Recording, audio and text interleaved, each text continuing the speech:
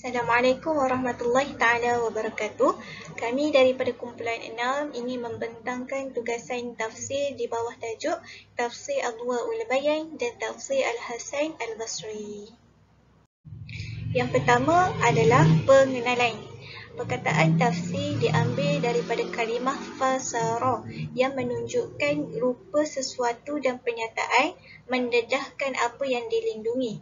Ia juga bermaksud mendedahkan makna misteri. Dari segi istilah pula, bermaksud penjelasan tentang mukjizat firman Allah Subhanahu Wa Taala yang diturunkan kepada Nabi Muhammad SAW. Ilmu tafsir merupakan ilmu yang sangat penting kepada semua manusia di dunia. Ilmu tafsir yang wujud dari Al-Quran untuk mentafsirkan dan menghuraikan kalam-kalam Allah Subhanahu Wa Taala di dalam Al-Quran yang diturunkan kepada Nabi Baginda sallallahu alaihi wasallam pada bulan Ramadan. Nabi sallallahu alaihi wasallam bersabda, "Taraktu fikum amrayni in tamassaktum bihima lan tadillu bihi abadan." Yakni Al-Quran wa Sunnah. Maksudnya, aku meninggalkan pada kamu semua dua perkara. Jika kamu semua berpegang kepada kedua-duanya, kamu semua pasti tidak akan sesat buat selama-lamanya, iaitu Al-Quran dan Sunnah. Yang kedua adalah latar belakang tafsir bagi Muhammad Al-Amin bin Muhammad Mukhtar Ash-Shintaki. Nama penuh dan nasab beliau adalah Muhammad Al-Amin bin Muhammad Mukhtar bin Abdul Qadir bin Muhammad bin Ahmad Nuh bin Muhammad bin Sayyidi Ahmad bin Mukhtar. Beliau merupakan anak murid kepada Auba yang mana merupakan salah seorang anak kepada Karir bin Al-Mawafi bin Yaqub bin Jakin Al-Abr. Merupakan datuk yang terkenal dengan di kabilah Jakin yang kembali keturunannya ke Himyar. Kedua adalah kelahiran dan kewafatan. Beliau lahir pada tahun 1325 dan meninggal dunia pada waktu duha hari Khamis bersamaan 17 Zulhijjah di Mekah. Ketiga adalah pendidikan. Pendidikan bagi Syekh Al-Amin Ash-Shintaki sejak kecil menghabiskan hafalannya pada usia 10 tahun, mempelajari resam mushaf Al-Uthman Ali sepupunya. Beliau membaca Al-Quran dengan penuh tajwid melalui riwayat Warsh dari Abu Yaqub Al-Arzaq. Sebahagian mengatakan dari riwayat Abu Nashid dan mengambil sanad dari mereka sehingga bersambung kepada Nabi SAW. Beliau juga mahir dalam bidang fiqh, bidang sastra, ilmu nahu dan ilmu balaghah yang mana beliau pernah berguru dengan ulama-ulama yang masyhur. Yang keempat, pekerjaan dan sumbangan. Beliau juga pernah menceburi dalam bidang pengajaran dan mengeluarkan fatwa serta terkenal juga dengan kehakimannya. Beliau memegang semua isu dalam bidang kehakiman kecuali isu pertumpahan darah dan hudud. Hal ini demikian kerana terdapat mahkamah khas bagi masalah hudud. Kemudian latar belakang bagi tokoh Al-Hasan Al-Basri. Nama penuh beliau adalah Al-Hasan bin Abi Al-Hasan Yasar Al-Basri. Beliau seorang yang berilmu, seorang yang patuh kepada Allah Subhanahu Wa Taala serta merupakan seorang contoh terhadap kezuhudannya dalam kehidupan seharian beliau. Yang kedua adalah kelahiran dan kewafatan. Beliau lahir pada tahun 21 Hijrah bersamaan 641 Masihi. Dilahirkan di rumah isteri Nabi SAW iaitu Ummu Salamah. Yang mana ketika itu ibu Al-Hasan Al-Basri merupakan seorang hamba. Beliau wafat pada 2 Rejab tahun 110 Hijrah. Ketiga, kehidupan Al-Hasan Al-Basri. Beliau hidup di negara Basrah. Beliau tidak keluar dari negara itu melainkan untuk berjihad atau menunaikan haji. Beliau sentiasa mentalaah ilmu sehingga lewat malam demi mencari ilmu pengetahuan. Keadaan beliau ketika balik atau dewasa dan memiliki akal yang bijak yang mana percakapan dan lontaran kalamnya menyamai pertuturan para anbiya. Dan telah disepakati oleh ahli ulama seperti Ahmad bin Hanbal dan Ibnu Abi Ad-Dunya tentang bidang dakwah Al-Hasan Al-Basri, kebaikannya dan kezuhudan beliau. Yang keempat, pekerjaan dan sumbangan.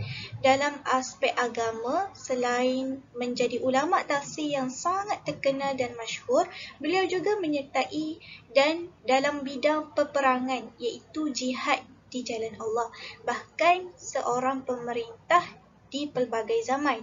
Selain itu, beliau juga mementingkan amar ma'ruf nahi munkar dalam pelbagai aspek, terutama dalam unsur keagamaan dan masyarakat, agar tidak membawa isu kemungkaran dan kezaliman dalam kehidupan masyarakat sejagat.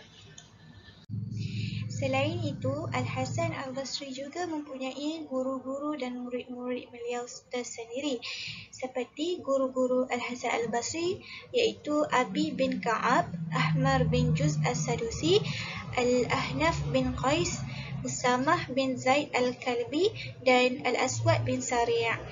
Seterusnya murid-murid beliau seperti Aban bin Saleh, Aban bin Ayyash, Aban bin Yazid Al-Attar, Ishaq bin Ar-Rabi', Abu Hamzah Al-Attar dan Abi Musa Israel bin Musa. Penyusunan tafsir bagi kitab Adwa'ul Bayan ada dua, iaitu metod tafsir tahlili dan juga metod tafsir mukarrar. Metod tafsir tahlili ini adalah sebuah penafsiran daripada pelbagai aspek dan topik secara menyeluruh mengikut turutan Al-Quran, mengikut turutan ayat Al-Quran. Manakala mukarrar ni adalah satu teknik, satu metod yang melakukan perbandingan antara satu ayat dengan ayat yang lain yang kena-mengena, ataupun membuat perbandingan dengan hadis ataupun membuat perbandingan dengan kata-kata ahli tafsir yang berautoriti. Terusnya, metod penafsiran tafsir. Bagi kitab Adwa'ul Bayan ni ada dua. Yang pertama, tafsir bil maksur dan juga tafsir bil ra'i. Tafsir bil maksur ini adalah melakukan penafsiran menggunakan ayat Al-Quran yang lain atau hadis dan sumber yang lain untuk menguatkan ataupun untuk menafsirkan ayat-ayat yang di dalam kitab ni lah. Yang kedua adalah tafsir bil ra'i, iaitu menggunakan akal untuk melakukan penafsiran. Okay, cara-cara penafsiran yang berlaku dalam kitab ni adalah penafsiran ayat dengan ayat, penafsiran ayat dengan hadis Nabi, penafsiran ayat dengan kata-kata sahabat dan juga penafsiran ayat berdasarkan kata-kata tabi'in. Jadi, semua ini digunakan dalam menafsirkan ayat-ayat yang berada dalam kitab Adwa'ul Bayan. Kita teruskan dengan metod tafsir bagi tafsir Hasan Al-Basri. Tafsir ni sama macam kebanyakan tafsir yang lain, menggunakan pendekatan tahlili dan dia menerangkan Makki dan Madani di awal surah. Contohnya surah Al-Baqarah, topiknya, dan terus bawah tu dia tulis kulluhum Madani, contoh. Seterusnya dia menerangkan asbabun nuzul. Asbabun nuzul ni pada ayat-ayat yang adalah sebab-sebab penurunannya. Lepas tu dia menerangkan maksud mufradat ataupun kosakata. Yang ini biasanya ayat-ayat yang dibincangkan akan dikeluarkan kalimah-kalimah tertentu dan kemudian dia akan dibahaskan dari segi lughawi. Contoh dia, i'rab dia, terjemahan dia, balaghahnya. Kemudian dia akan memaparkan kandungan ayat secara umum beserta terjemahannya. Dia akan pilihlah ayat berapa yang dia ingin dibincangkan, kemudian dia akan bagi terjemahannya juga. Dan kemudian dia akan menjelaskan hukum yang dapat digali daripada ayat yang dibahas. Seterusnya, tafsir Hasan Al-Basri juga meneliti ilmu qiraat dan juga ilmu fiqh. Imam Hasan Al-Basri merupakan salah seorang ulama yang agak besar pada zaman beliau dan kedua-dua ilmu ini adalah termasuk dalam kepakaran beliau. Seterusnya, tafsir ini menjelaskan mengenai peristiwa dan fakta sejarah dan juga memfokuskan tafsiran berbentuk nasihat dan bimbingan akhlak Islam yang terpuji. Seterusnya, tafsir Hasan Al-Basri ini juga menggunakan pendekatan tafsir bil maksur dan juga bil ra'i. Bila menggunakan pendekatan tafsir bil maksur, Imam Hasan Al-Basri mendatangkan ayat-ayat Al-Quran ataupun hadis-hadis, sama ada hadis Nabawi ataupun hadis Qudsi, untuk menerangkan satu-satu ayat yang dibahas. Dari sudut pendekatan birra'i, beliau menggunakan manhaj akidah dalam pendapat dan ucapan beliau ketika berijtihad. Untuk mentafsir dengan lebih lanjut, beliau menggunakan ilmu kalamul Arabi, iaitu ilmu yang berbahas tentang bahasa dan juga dialek Arab yang berbeza-beza. Baiklah, saya akan rumuskan dari sudut perbandingan antara kedua buah kitab tafsir ini. Baiklah, yang pertama sekali kita akan lihat sudut persamaan. Okey. Persamaan yang dapat kita lihat antara kedua tafsir adalah kedua-duanya menggunakan metod penafsiran bimaksur, iaitu menggunakan kaedah metod tafsiran Al-Quran dengan Al-Quran. Okey, itu untuk persamaan lah. Untuk perbezaan pula adalah yang pertama sekali dari sudut cara penulisan. Kitab Tafsir Adwa'ul Bayan, pada permulaan kitab, dia menjelaskan mengenai definisi dan beberapa isu berkaitan ijmal dan bayan. Dan selain itu, ia juga menggunakan kaedah nahwu dan saraf dalam menjelaskan suatu perkataan dan ayat. Sebagai contoh dalam surah Al-Fatihah ayat 2, iaitu Alhamdulillah. Okay, dalam ayat ini, Allah Ta'ala tidak menyebutkan zaraf makan, iaitu keterangan tempat ataupun zaraf zaman, iaitu keterangan waktu. Hal ini adalah untuk pujian yang ditujukan kepada Allah SWT tersebut. Tapi dalam surah Ar-Rum ayat 18 dia menyatakan bahawa di antara tempat yang menjadi zaraf makan bagi pujian Allah Ta'ala itu adalah langit dan bumi. Okay. Manakala dari Tafsir Hasan Al-Basri, ia menceritakan mengenai tokoh pada pendahuluan kitab. Selain itu, kitab tafsir ini tidak menekankan penggunaan kaedah nahwu dan saraf dalam menjelaskan suatu perkataan dan ayat. Okey, seterusnya kita akan lihat dari sudut jilid. Okey, untuk Adwa'ul Bayan terdapat 12 buah jilid. Manakala Hasan Basri hanya terdapat 2 buah jilid. Seterusnya untuk maafkan saya, Adwa'ul Bayan terdapat jilid khas berkaitan mukadimah kitab tafsir. Manakala Hasan Basri tiada ataupun tidak terdapatlah jilid khas berkaitan mukadimah kitab tafsir.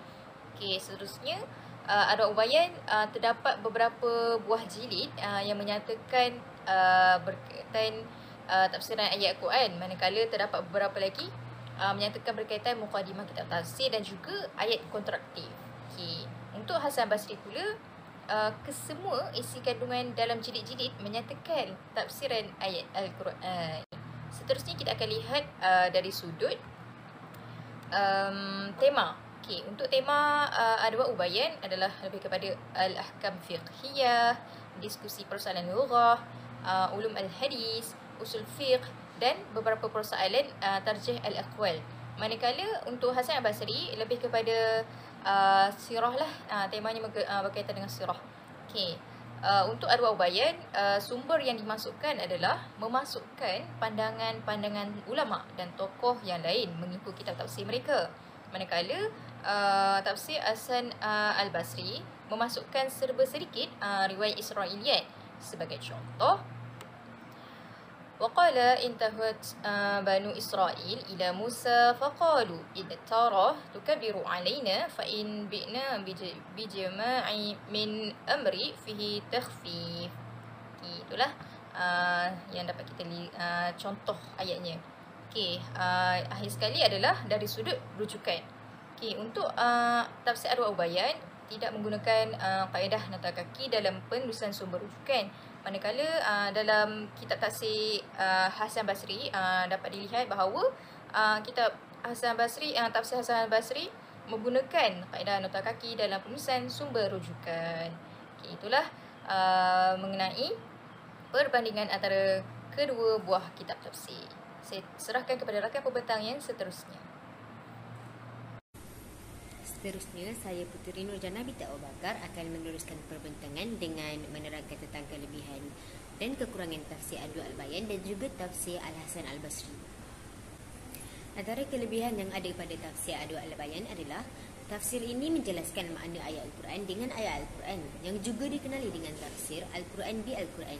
Ia juga telah mendapat kata sepakat para ulama yang menyebut bahawa tafsiran yang paling mulia adalah menafsirkan ayat-ayat kitabullah dengan menggunakan ayat-ayat kitabullah yang lainnya. Hal ini kerana tidak ada seorang pun yang lebih tahu makna kitabullah kecuali Allah Subhanahu Wa Taala. Tafsir ini juga banyak menerangkan hukum-hukum yang terkandung dalam semua ayat yang telah dijelaskan dalam kitab ini. Semua ayat itu adalah ayat yang disandarkan kepada dalil-dalil sahih, hadis Nabi sallallahu alaihi wasallam dan pendapat para ulama. Kelebihan yang ketiga adalah ayat dan perkataan yang digunakan oleh Muhammad Al-Amin Al-Shankiti dalam tafsir ini menggunakan gaya bahasa yang tinggi. Akhir sekali, tafsir Adwa' Al-Bayan ini dilengkapi dengan penjelasan tambahan. Contohnya, pembahasan tentang masalah kebahasaan iaitu lughah, pembahasan tentang perubahan suatu kata iaitu syaraf, pembahasan tentang kedudukan kata dalam suatu kalimat juga dikenali sebagai i'rab, penyebutan syair-syair Arab serta penguat serta analisis terhadap masalah-masalah yang diperlukan dalam menafsirkan sebuah ayat seperti masalah usuliyah iaitu yang pokok, kalam akidah yang dilandasi dengan sanad-sanad hadis. Seterusnya, antara kekurangan tafsir Adwa' Al-Bayan adalah terdapat banyak ayat yang tidak ditafsir.